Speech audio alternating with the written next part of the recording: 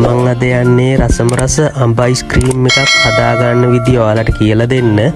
මම මුලින්ම අඹ මේ ආකාරයට සුද්ධ කර පොඩි කැබලි වලට කපා ගන්නවා. මේ සඳහා අපි හොඳින් ඉදුණු අඹ යොදා ගන්න ඕන. ඒ වගේම අපි මේ සඳහා ඇඹුල් නැති අඹ තෝරගන්නත් ඕන. මේ අඹ අයිස්ක්‍රීම් එක මම අද හදාගන්නේ අමුද්‍රව්‍ය 4ක් භාවිතා කළා.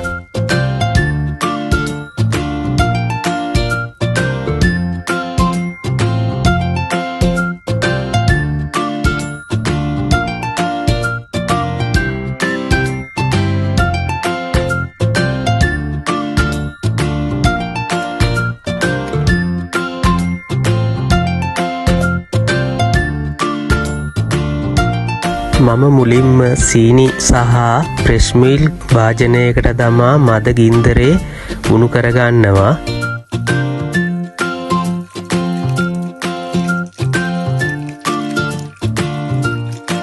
මම මේ උණු වෙන අතරේ හම්බ එකට යෝගට් එක දමා හොඳින් බ්ලෙන්ඩර් කරගන්නවා. මම මේ කිරි එකටම වැනිලා බින්දු දෙකකුත් එකතු කර රත් කරගන්නවා.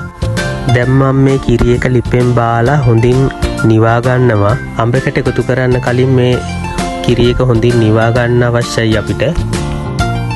දැන් මම කලින් යෝගට් එක එකතු කර බ්ලෙන්ඩර් කරගත් අඹ එකට නිවාගත් කිරි ටිකද එකතු කර හොඳින් බ්ලෙන්ඩර් කරගන්නවා.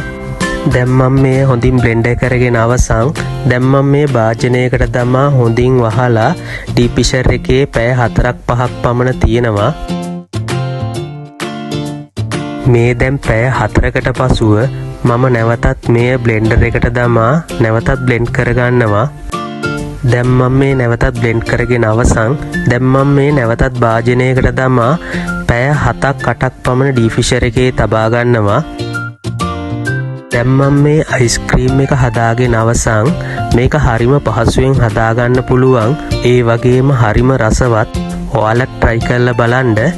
ඒ වගේම තාමත් ෆලෝ කරලා නැත්නම් විලේජ් කුක් channel එක ෆලෝ කරන්න, subscribe කරන්න, bell icon එක ඕල් දාලා තියාගන්න.